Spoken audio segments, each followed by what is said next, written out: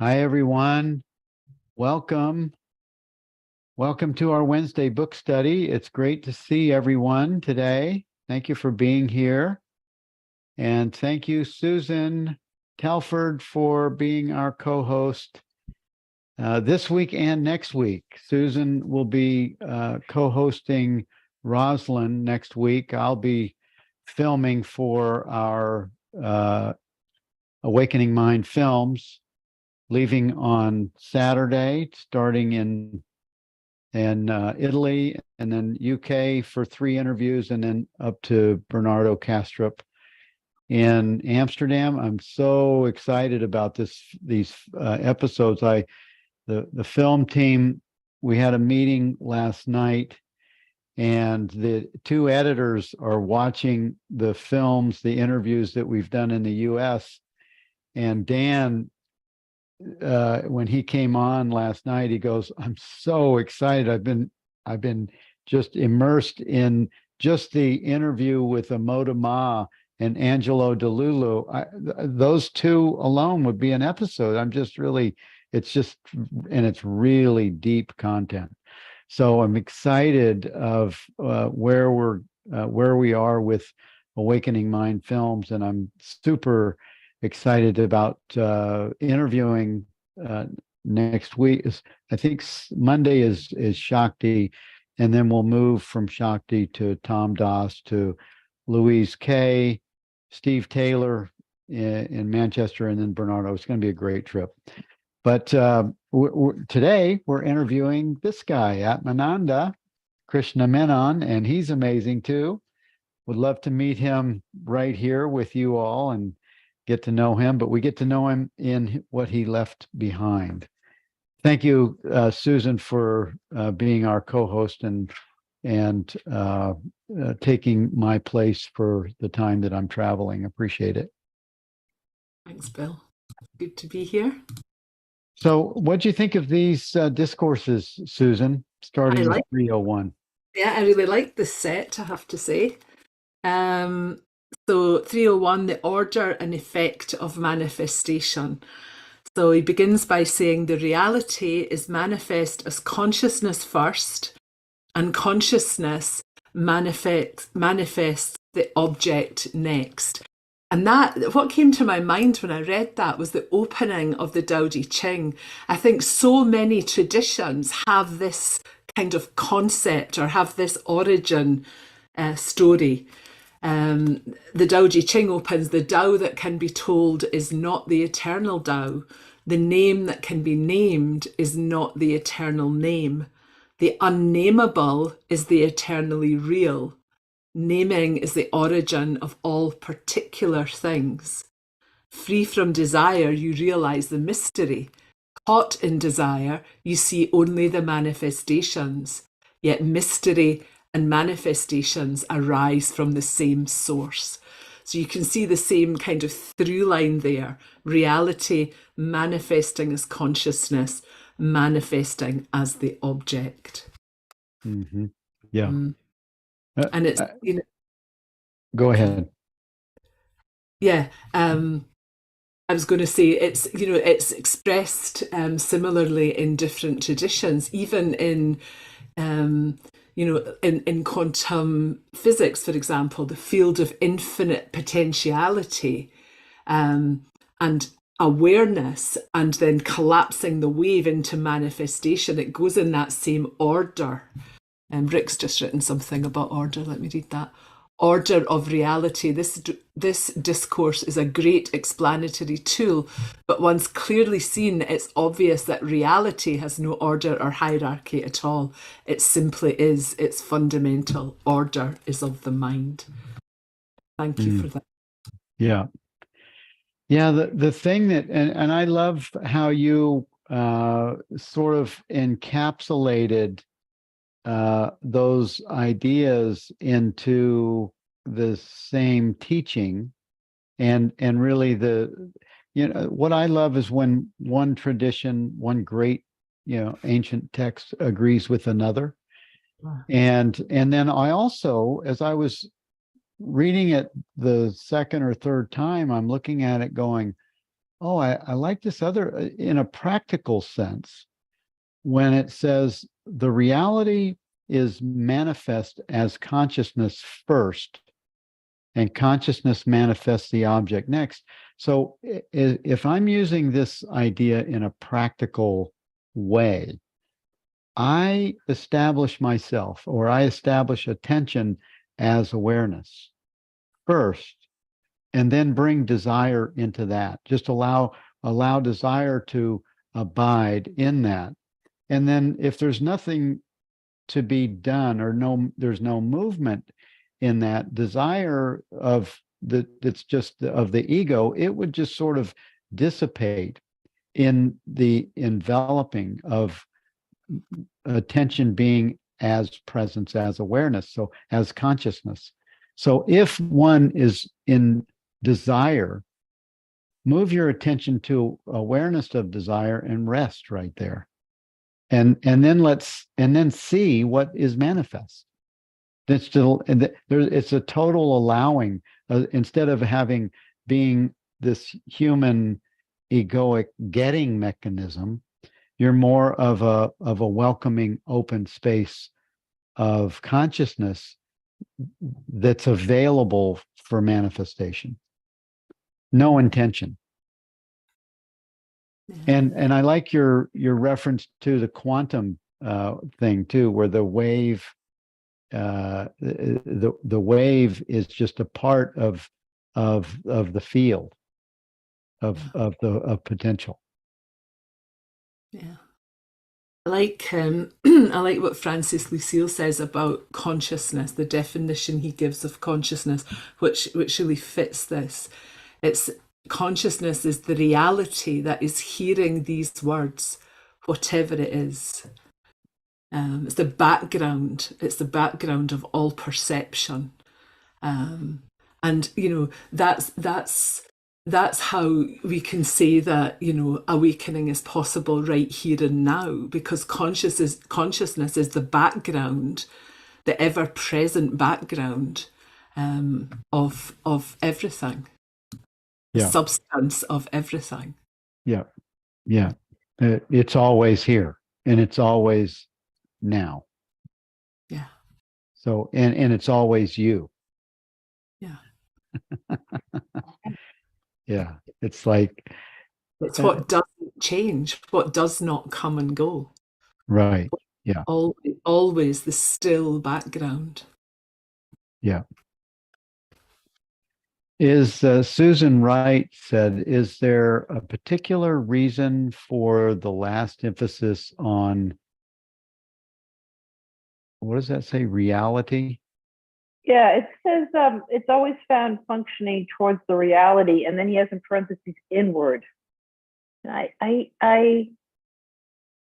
because reality is inward and outward. So I don't know. It may be a small sticking point, but I wondered if there was a particular nuance that we should be aware of. Maybe not. What do you guys think? Where is that, Susan? It's in the 301 bill. The very we're last. In 301 bill.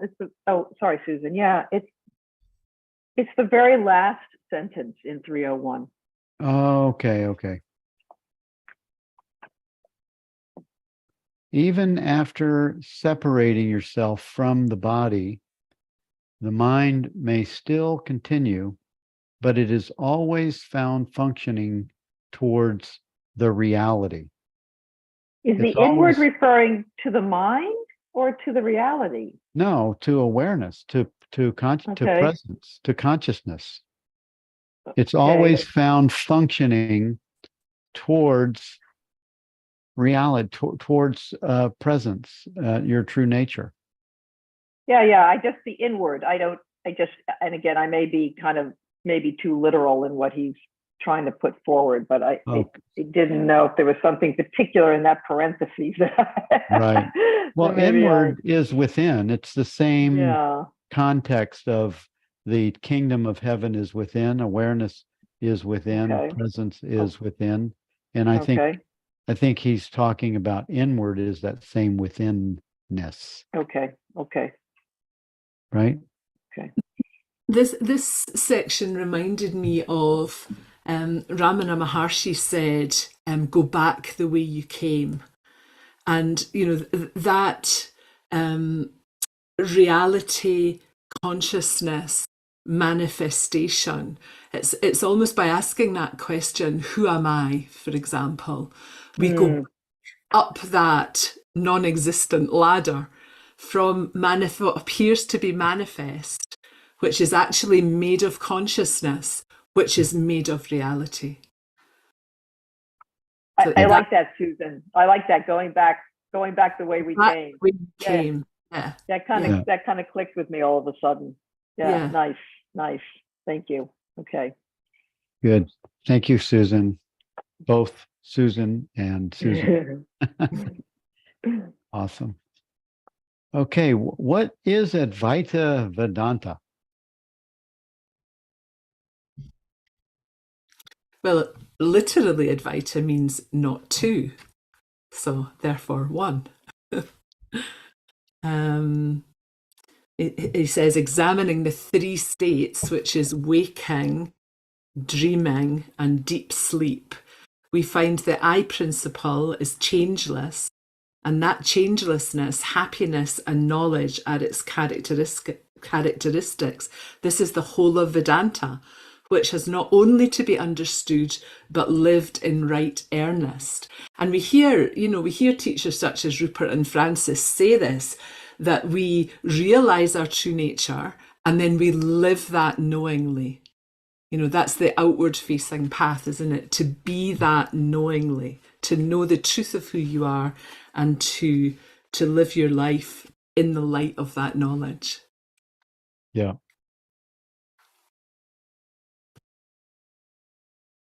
There's a part in the Atmadarshan that speaks about the real I that I thought was relevant here too.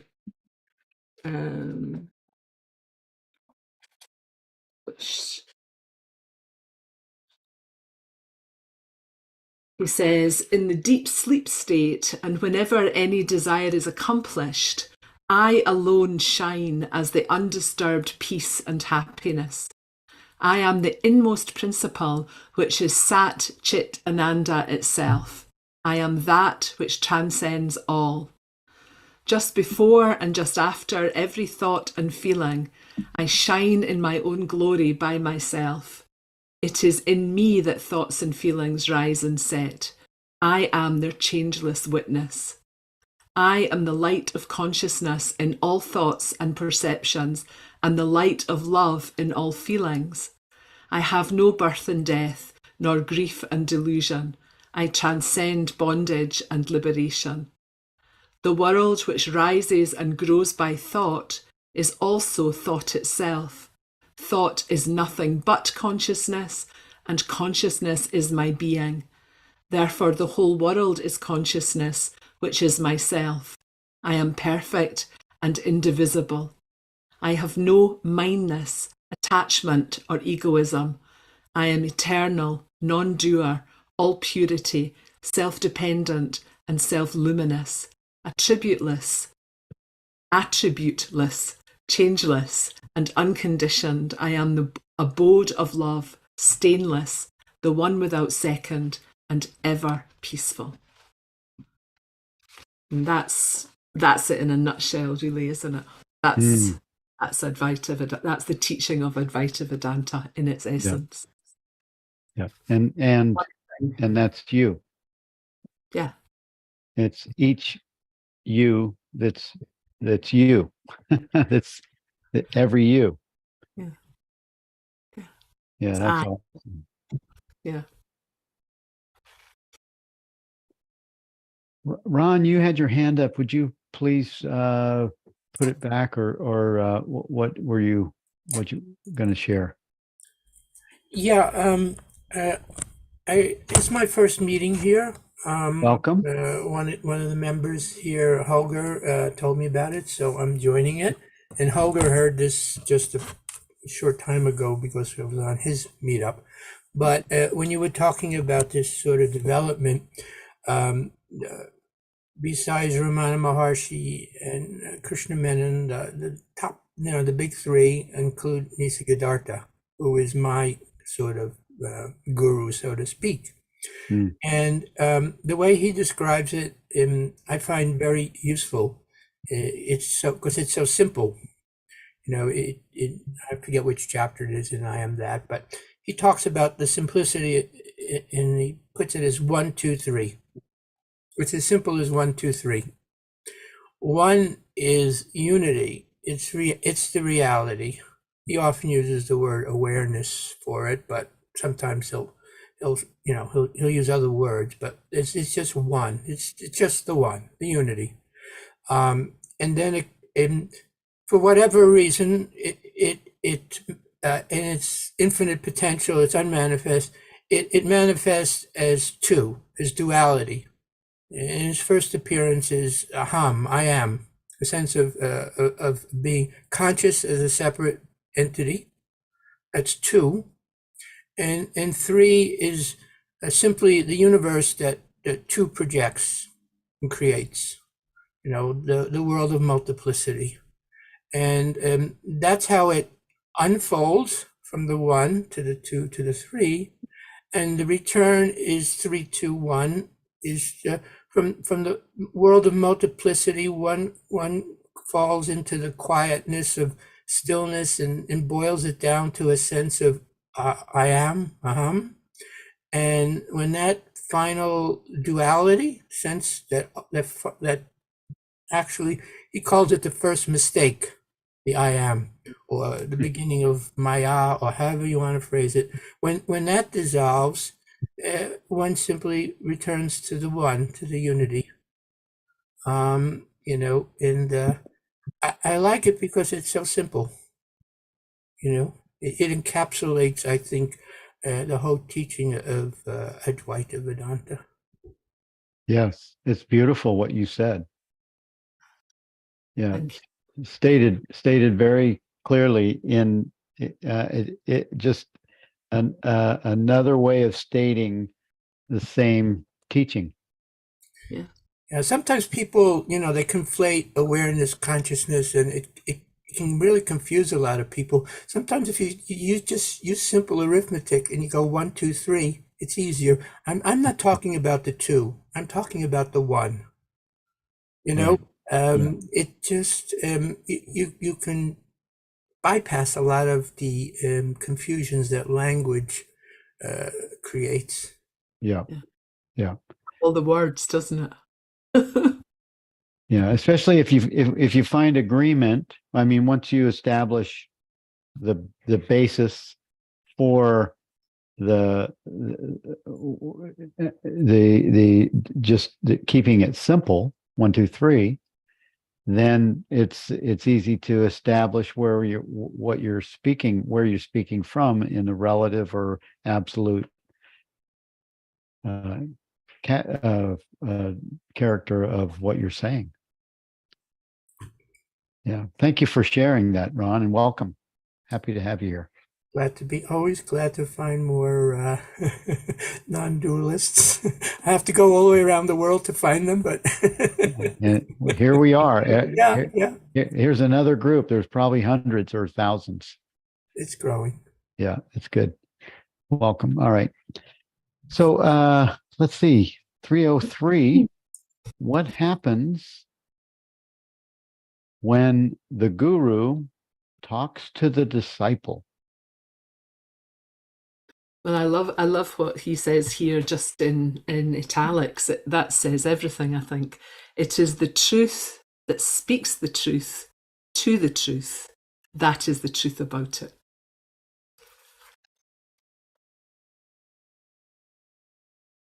That is it. That they say, don't they, the teacher arises in the presence of the question and dissolves the answer. Mm-hmm. Yeah. Yeah, I would just add at the very end, he becomes more and more attached to the guru. I would just say to the guru's pointing, not the physical. That's one of the mistakes that that people make. They make the guru special, and I mean, honoring and respect is nothing wrong with that, but kissing their feet, not necessary. Yeah.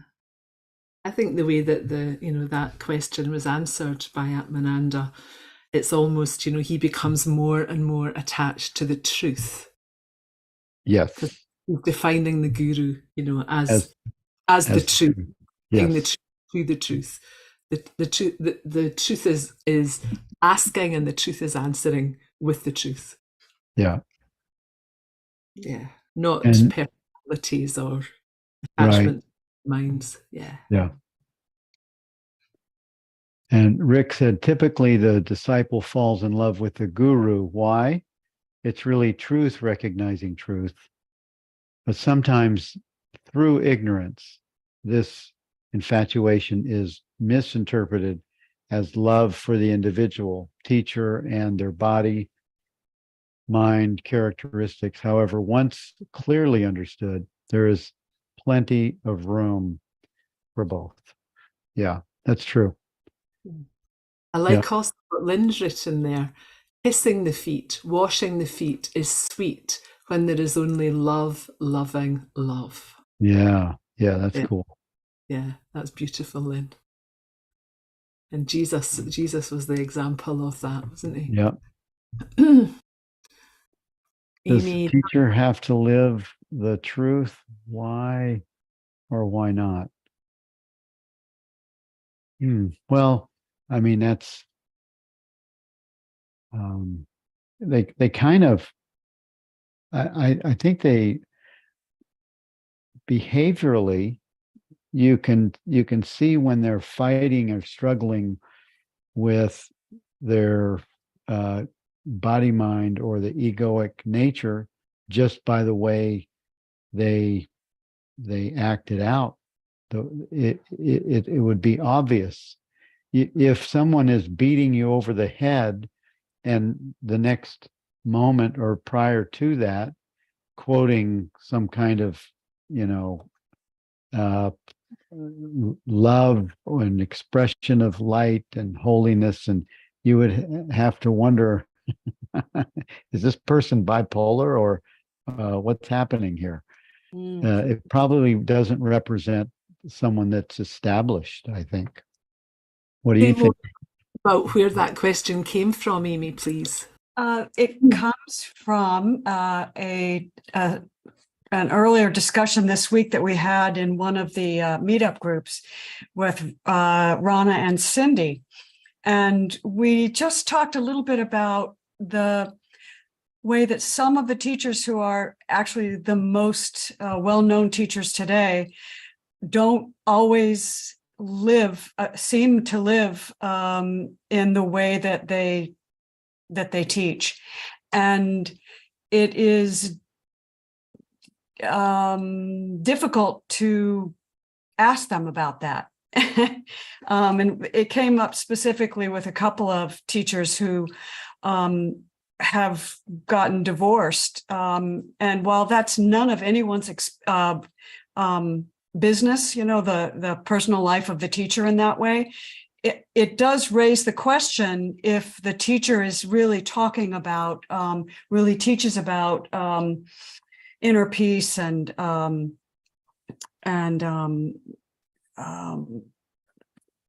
knowing what you are.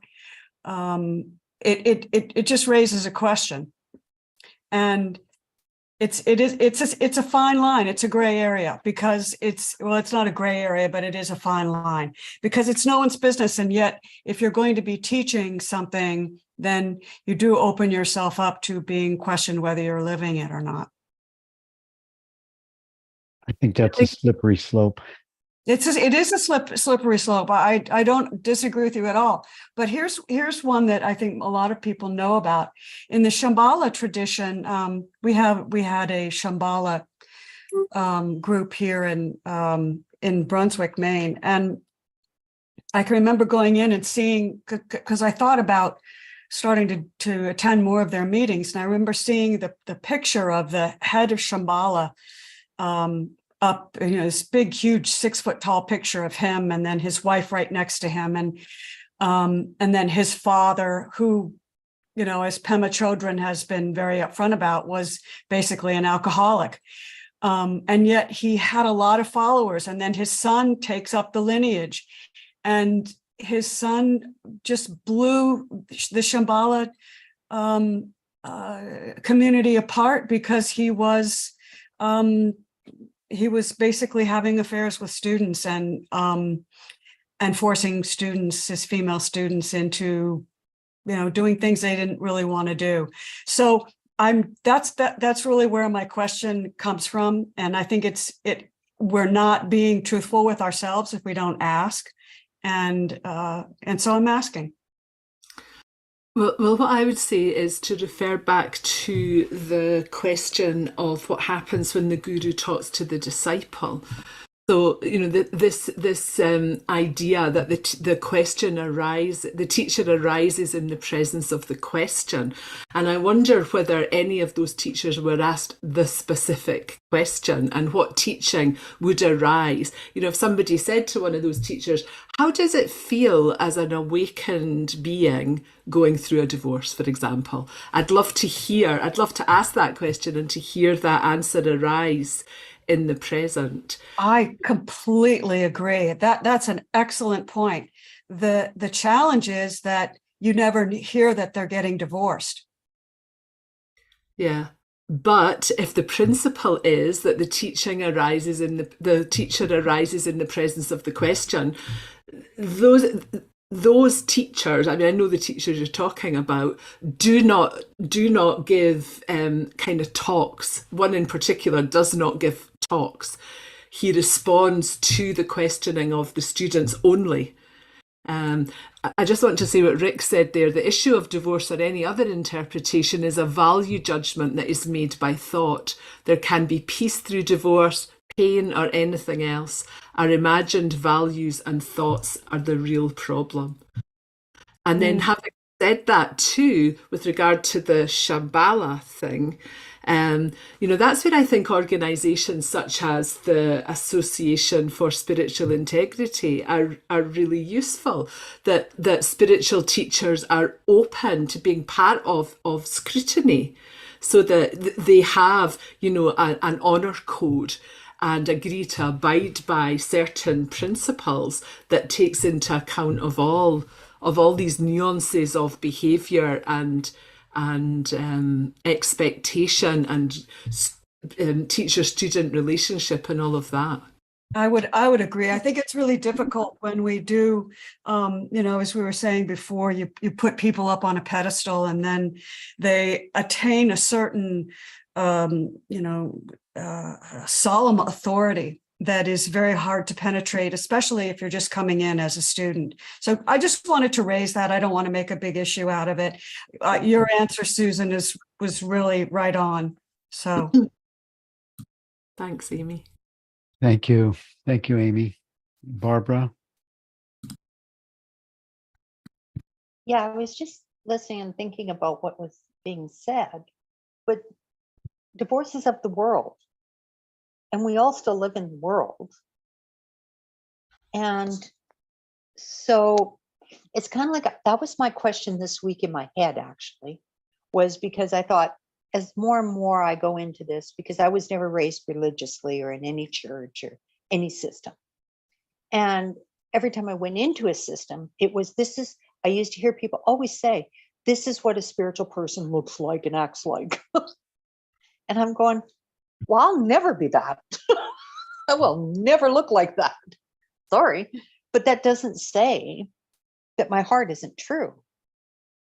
And I think it's about understanding we're not the body mind. And if it's in consciousness, it's meant to happen. It's consciousness doing it.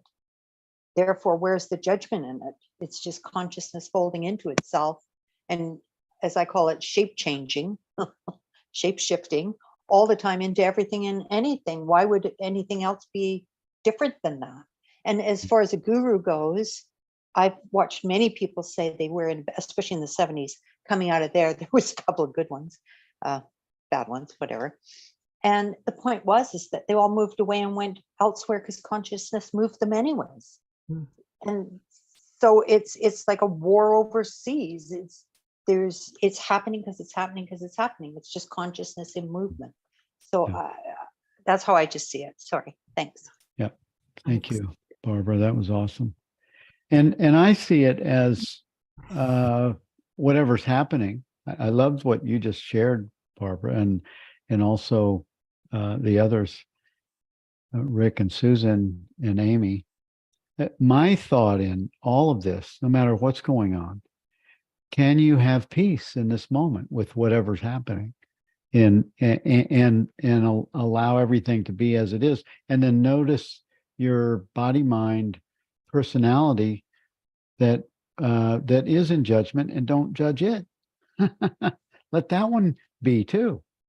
Don't add another layer of judgment over your own conduct. Stay as the awareness of the experience. Just rest in that. So that, because that is why I thought this is a slippery slope. If we enter into that, you might lose yourself in the entering in to, well, that person, that's a spiritual teacher. How dare they get divorced and be my teacher? And yet the divorce could be the most important part. It could be their next unfolding to where that was maybe a restriction that that was limiting their next expression. You don't know. Yeah. I think Rick makes a really good point too. Any guru is also a very conditioned body mind. Granted, he doesn't identify his body, but the ingrained patterns of education, culture, etc., still exist. Yeah. And that's been really clear over the last couple of weeks. Those of us that have been students of Adyashanti, who has just announced his retirement because of ongoing health issues, still a conditioned body mind with its issues. It's a misunderstanding to think that when you're enlightened, you can just completely heal the body and you'll never have any ongoing health issues. He's a real example that is not the case. Yeah.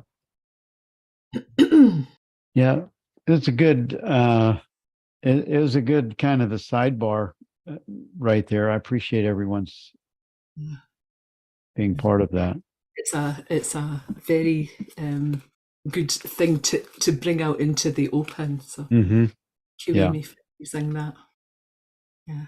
So the next, someone right here the next time you're in a Francis Lucille. So Francis, can you tell me more about the divorce?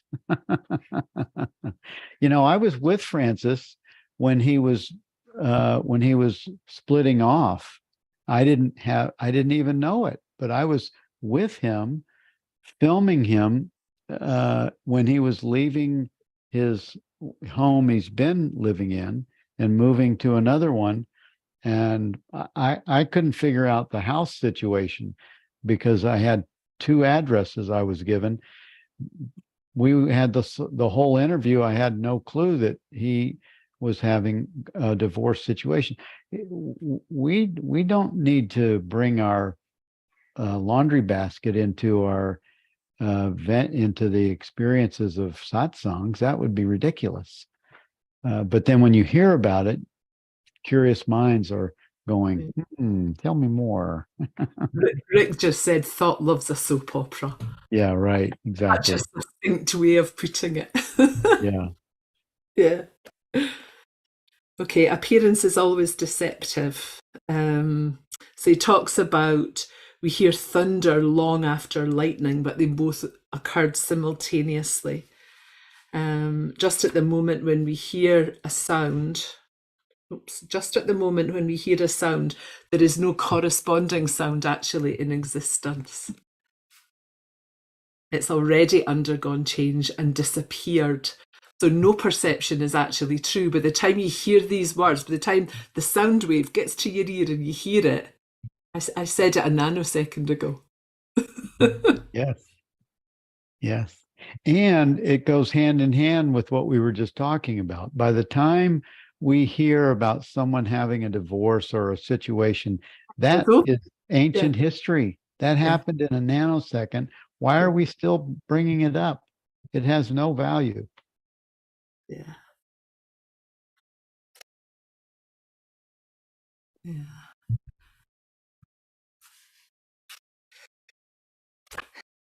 305 says, it is often said that is this.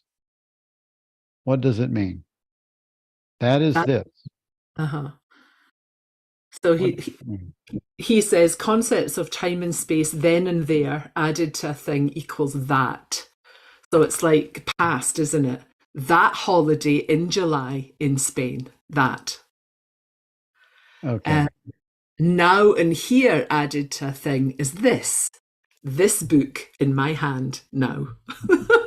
That's very practically got from that. Take away space and time from both, and what remains over is neither that nor this, just Atma, which transcends time and space. Hmm.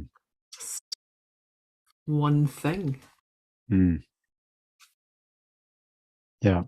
What did you get from that? I felt I didn't get very much beyond what the actual word said, but Yeah. It's just a disciplinary, self-disciplinary understanding of recognizing when you're not now, when you're not. artificial though, isn't it? It's just superimposed Yeah, onto one unbroken reality. exactly. Yeah. Yeah. Yeah. I read something, I'd looked something up on this, and it was talking about the what the Shankaracharya said about superimposition. You know, the thing about the snake and the rope. You know, Mhm. you think you see a snake on the road, but when you shine the torch on it, it's or when you come right to it, it's just a rope. And he said that the absolute consciousness did not actually become the world, it only appeared to do so. Just like he said, the snake universe is a superimposition on the rope Brahman. I really like that. There's no causal, you know, the snake didn't make the rope, or the rope didn't make the snake. There's no causality between them. It's Yes. just a superimposition. Yes. So it's a deceptive appearance. The whole thing is a deceptive appearance, Yes. which is the definition of an illusion, isn't it? Again, misunderstood. You know, it doesn't mean it's not there. It just means it's not what it appears to be. Its reality is not what it appears to be. It's a distinction. I mean, you're not really you, right? I mean, there's If an you mean understanding. You're not really you. You think you're Susan, but no, you're not really her. I don't think I'm Susan. I know I'm not. Right, right. So it's just a distinction for establishing one's uh, primary understanding, and the experience, I think, follows the understanding. Yeah. Eve said, per Rupert, thoughts create time, perceptions create space. Thoughts create time, perceptions create space. And you're neither one, you're still you.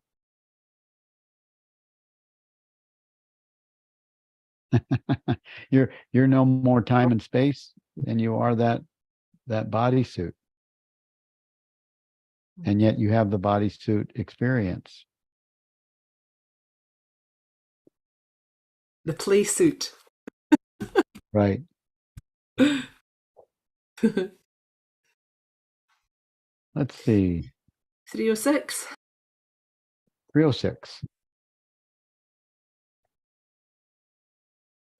Yeah, this was an interesting one, I thought. Concentration is relevant only when it's assumed that the mind is by nature distracted. But the fact is otherwise. I thought, gosh, I've never thought of that. Because you think of the mind as being distracted. So I thought, where's he going with this? The mind is always concentrated. But for argument's sake, let's say the mind is distracted. And then he gives two methods of concentration practices, applying the mind continuously to something. So, such as meditating on a mantra, maybe, or fixing your attention on a candle flame, one of those things. Applying the mind continuously to a particular object or ideal, and thereby trying to rise above distraction. And that's just temporary, because as soon as you stop doing it, then the concentration is lost. Or examining the mind itself and discovering that it's never distracted. And then he tells us why that is, since it never takes two thoughts simultaneously. And I thought that, is it possible to think two things at once? And it's not. Only one thought's there at a time. So the mind is not distracted. Mm-hmm. Yeah. To know this deeply takes you even beyond concentration, a long way towards reality. Well, if you focus on something, you're identifying as the something that you're focused on. If you're concentrating on something, you're losing yourself in favor of the thing you're concentrating on.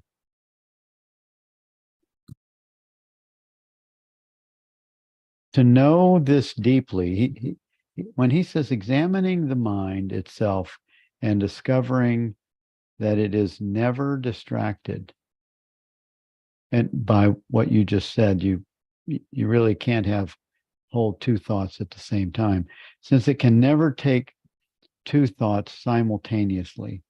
To know this deeply takes you even beyond concentration, a long way towards reality. So this is why relaxing as just awareness without any kind of concentrated attention, it brings you to that space of reality. Yeah. Interesting. I've heard Rupert say that statement that you can't hold two thoughts at the same time. Yeah. Yeah. And it's interesting just to check that out for yourself. Like, try to think two thoughts. Try to have two thoughts at the same time with equal attention. I've been trying all day.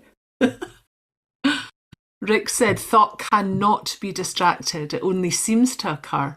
A distraction requires a cause. It requires time and separation. A thought always occurs now. It stands alone. Similarly, the idea of multitasking is also very false. The appearance is due to the incredible speed of thought. Yeah, I thought that when I was kind of investigating that for myself. Thoughts can come very, very, very fast, but they are just one at a time. Yeah. Mm-hmm. Yeah.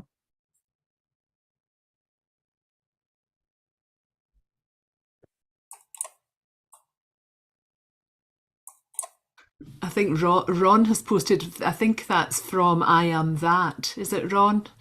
Yeah, I apologize because of my slow technical skills. I'm there's a time lag between the topic that was discussed and what I wanted to put in. So Yeah. I don't know if you want to go back to the whole judgment thing. I'll just read this for completeness. So Nisargadatta was asked, a man like you should set an example. And Nisargadatta said, how quickly you accuse, condemn, sentence and execute. Why begin with me and not with yourself? Are you ready to follow my example? I am dead to the world. I want nothing, not even to live. Be as I am, do as I do. You're judging me by my clothes and food, while I only look at your motives. If you believe yourself to be the body and the mind and act on it, you are guilty of the greatest cruelty. cruelty to your own real being. Compared to it, all other cruelties do not count. Yeah. That part about the greatest cruelty, that reminds me of what Rupert said when somebody said to him, but surely you wouldn't say, I am God, that's blasphemy. And he said, no, actually, the greater blasphemy is to say, I am a separate self. Yes. It's a very similar kind of statement. Yeah, that's awesome, Ron. Thank you for sharing that. Thank you. Now, also to bring myself up to date with the thoughts, what came to mind as that conversation was taking place was standing in front of a carousel, and it's spinning around, and the horses, you see one, and they're coming by so fast, right? And so that's happening at one level, but then you could you walk like a couple hundred paces back, and then you could see like the whole carousel at once, right? And then you could leave the park where the carousel was. So most of the time we have our nose right up to the each horse as it's passing through, and it just seems a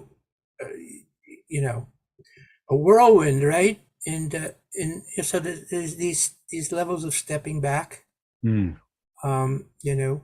Anyway, I know it was connected more to what was talked about, but it's come and gone what was talked about, so I don't remember. Right. Yeah, you have to be fast, and we have to be fast. So but it has a nice rhythm, you'll find. We'll pick up old conversations, 3 discourses later. It all works. Thank you. Okay. 307, false identification. How does it work?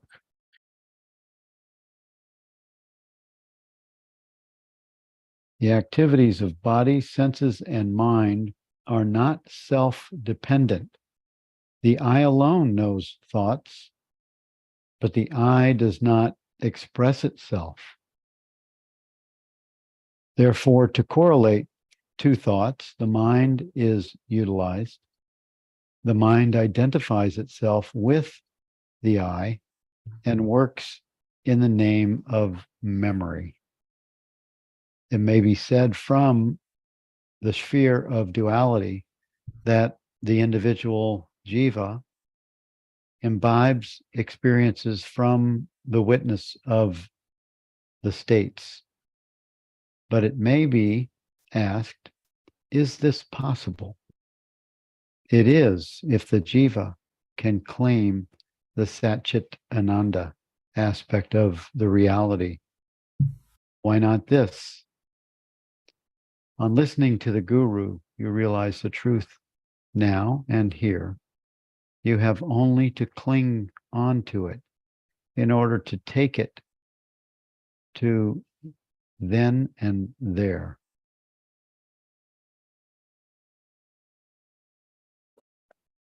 Yeah, that's beautiful. I love that what is being offered in that. Yeah, I think what he's saying is that it's consciousness that does everything. There's no independent I. There's no body, senses, and mind that independently know anything. Right. Yeah, it's like you don't choose your thoughts. You don't make this. You didn't come here because you think you needed to come here. You didn't choose this. It just happened. Yeah.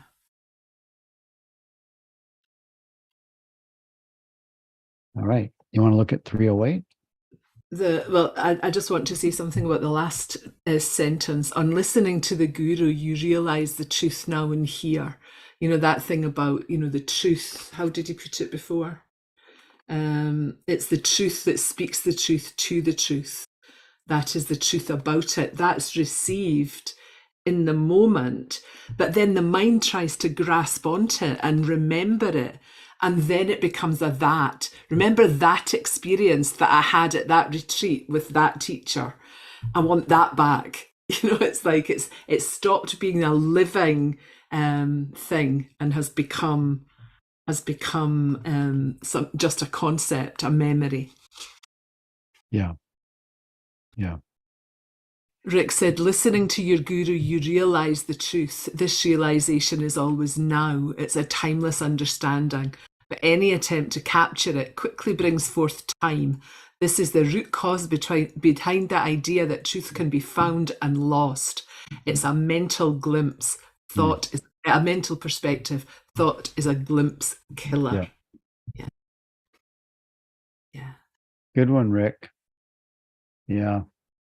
And Lindsay said, it's my impression that the question was asked from We a need relative to level. Fee's comment first, Bill, for context for that reply. Fee said, I would add an observation about thought. There's no entity called a thought, no shape, no dimension, no duration. There's only thinking. So all that discussion about thought or two thoughts is a little fishy. It's a Francis word. And then Lindsay said, Fee, it's my impression the question was asked from a relative level. Thought dissolves into thinking, as does the subject from an absolute perspective. The thought, points. Yeah, the thinker, the thinking, and the thought are one. Mm-hmm.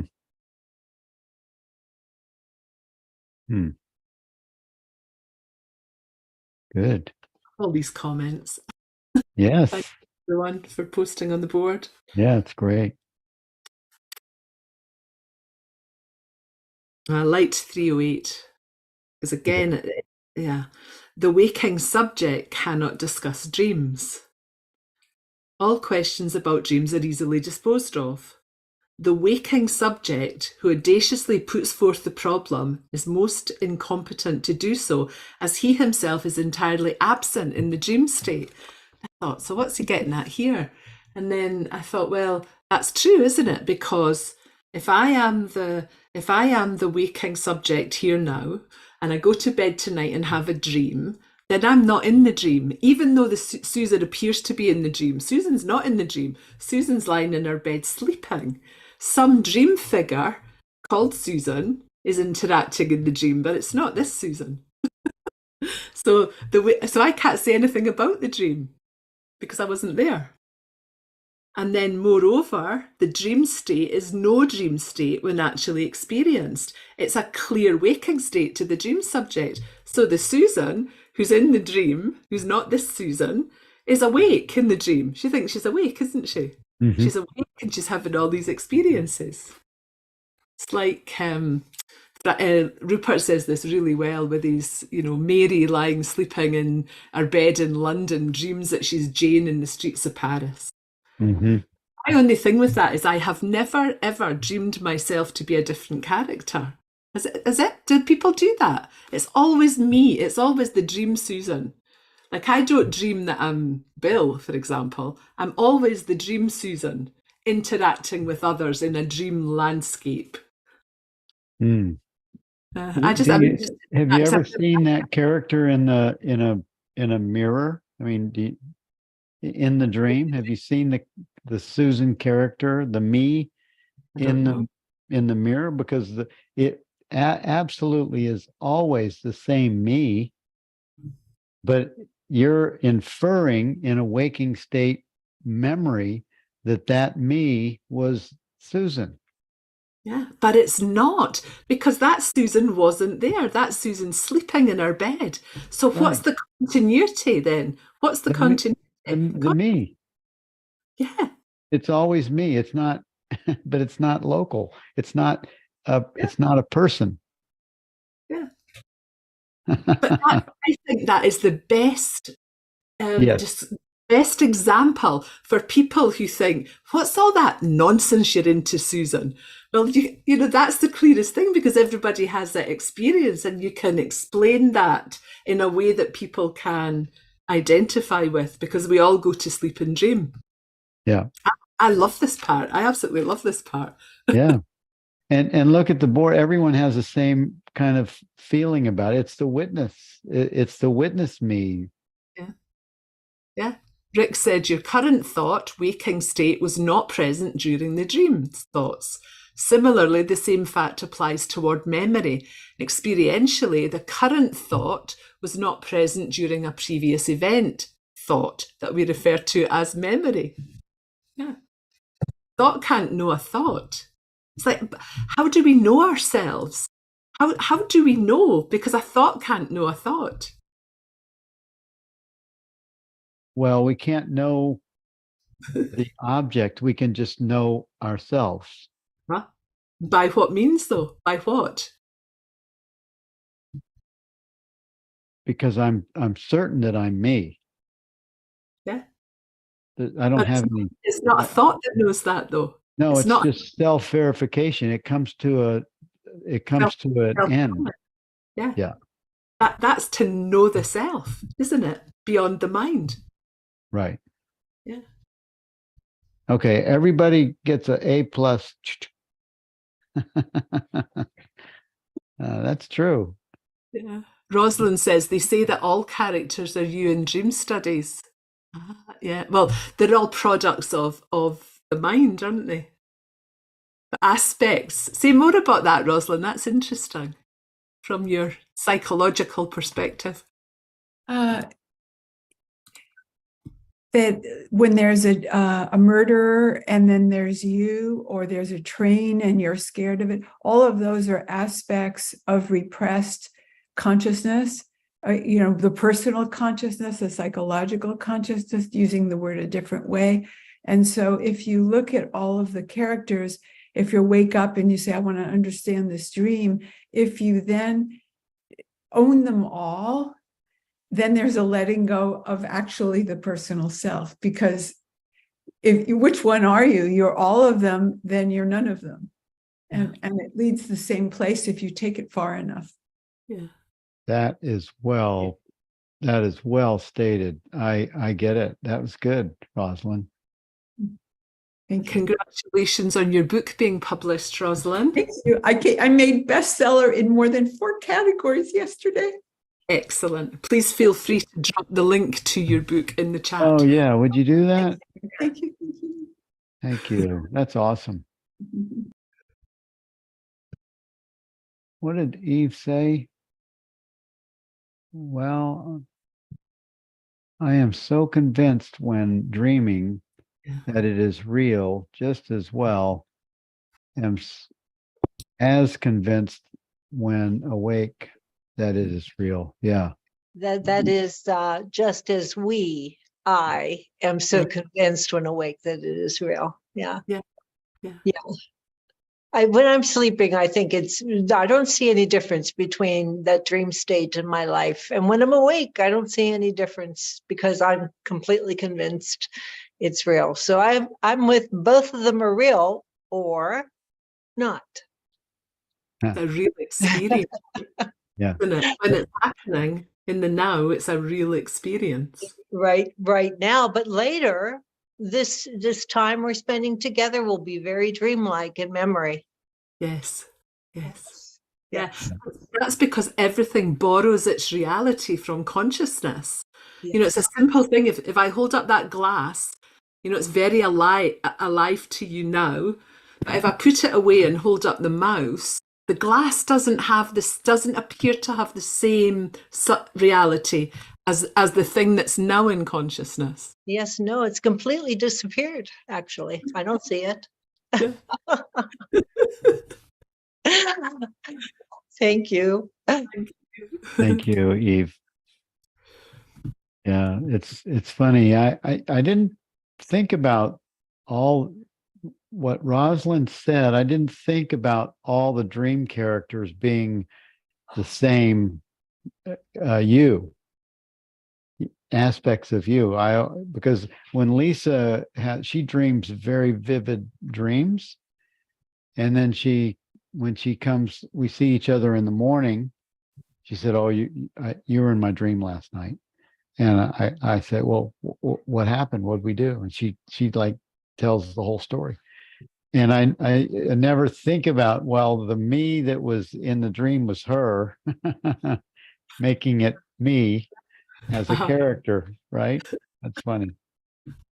They tell you a lot of what she thinks of you, Bill. How she created that dream Bill. Well, I haven't murdered her or hurt her in the dream, so I'm grateful for that. Good. Okay, where are we now? I think we're on 308. 9. We've done 309. 308. Yeah. Okay. Who identifies? Yeah. Who identifies is a question sometimes asked. Identification is the parent of doership. The question presupposes a parent even to identification and puts a doer before it. So even that very question, who identifies, is predicated on the assumption that there is someone to identify as something. Yeah. Yeah. Or to do anything. Yeah. Yeah. Rick said only conditioned thought identifies. Witnessing awareness makes no distinction. It knows no borders. We're all very well trained and conditioned to establish our world.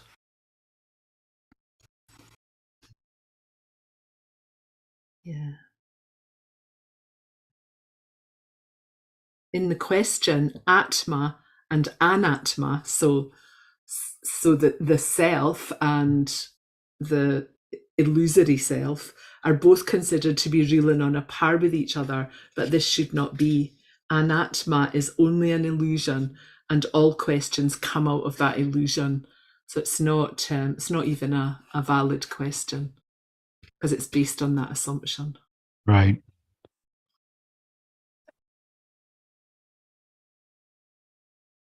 Yeah, it's Rosalind's book is called When Wisdom Arrives from Imagined Unworthiness to Freedom. Maybe you could post an Amazon link, Rosalind, people. Do you have an Amazon link? Yeah, I did, but it didn't come in like that. Let's see. See how it's coming in? Did it come in before? I don't see it. Oh, there it is. That's it. Okay. Yeah, good. Thank you. Thank you so much. It really feels like a dream to have it all happen and all this way beyond control. So much of the personal self feels like it controls something.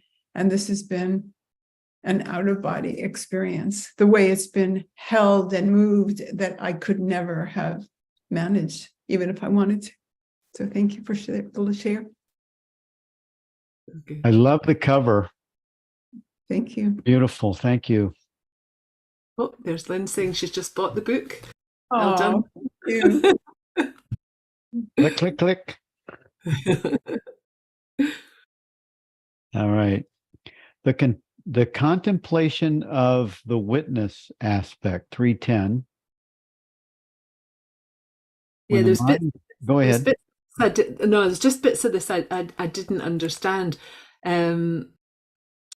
So he says, when the mind's attention is directed to the silent witness, the mind has to get into tune with the nature of the witness and become silent also, or be dissolved in the witness.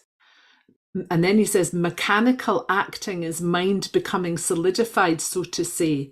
I didn't understand. I don't know what he means by, what's meant by mechanical acting. I didn't know what that meant. The advantage of the witness aspect is it removes the basic error being the belief that I'm a separate entity. So that aspect of reality is the best suited for contemplation. But I just didn't quite get what he was. I felt I was missing something there because I didn't know what's meant by mechanical acting. So if anybody can shed light on that, that would be good. What did you get from it, Bill? Well, in my mind, it's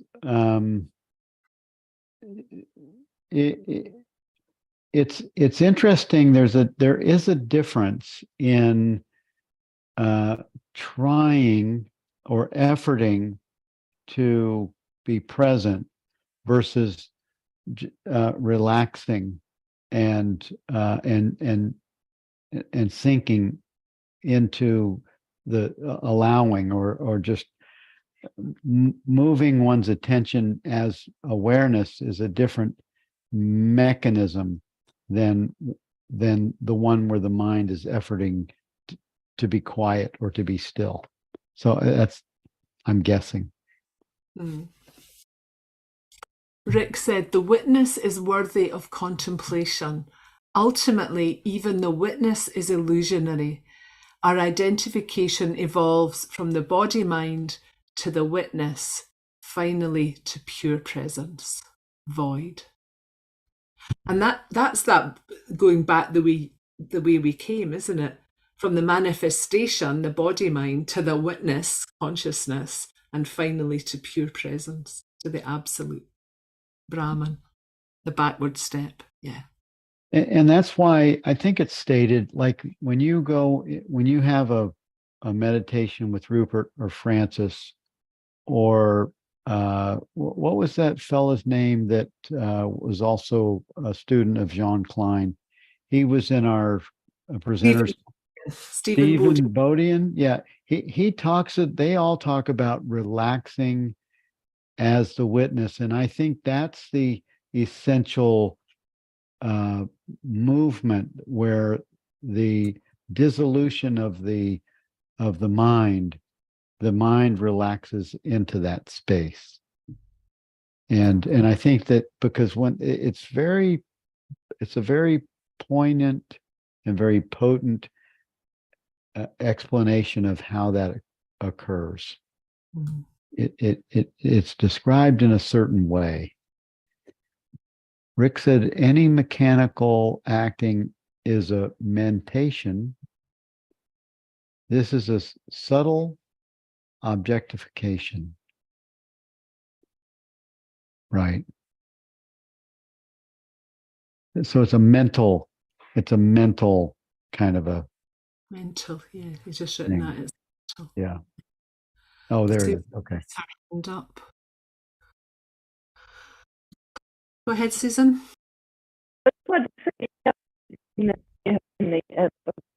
Oh, can't hear you. Your mic's gone a bit wonky. You're breaking up.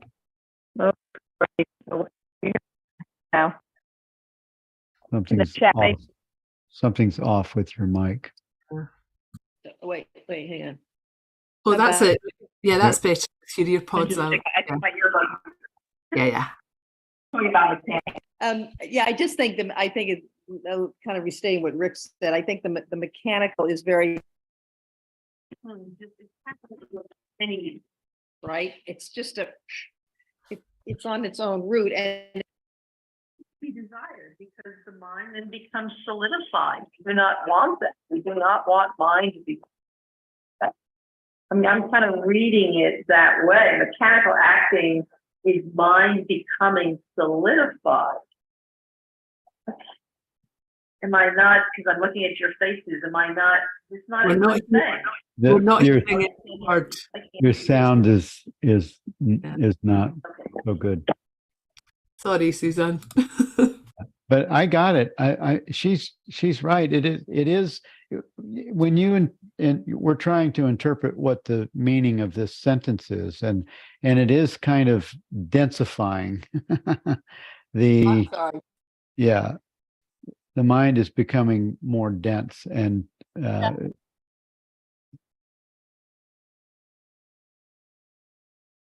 is to say, efforting. No, exactly. That's what I don't know if you heard everything I said, but exactly. But mechanical almost insinuates there is absolutely mechanical it's just rote, right? You're just on a conveyor belt. There isn't any effort. It's just, and the more you do that, the more you ingrain the patterns of the mind, which is not conducive, right, to the stillness that we want. Yeah.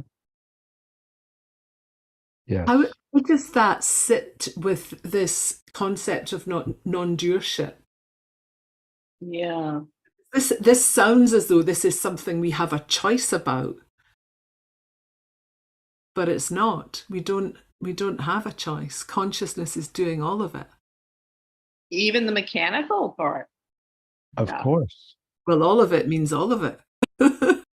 Yeah. And yet, so, yeah. It's But so it's an funny to get. awareness, but it's an awareness that you want to have when you're in a mechanical mode, right? That consciousness may be displaying itself in that mode, Always. but it's not okay. Consciousness is choosing to be mechanical. That's all. And it's not even a choice. It's a movement. And then we take the bow. The person takes the credit. Yeah. Yeah, I gotta meditate on that one a little bit. That's some kind of stuff there. That's so funny. I've Kinda seen funny. that. I've had that happen myself Right? so many times. Yeah. It's like, wait a minute. Yeah. Rick says the individual, needs to be erased. Take it out of the equation. The concept of choice is a mental view. Just what isn't really a choice. Yeah.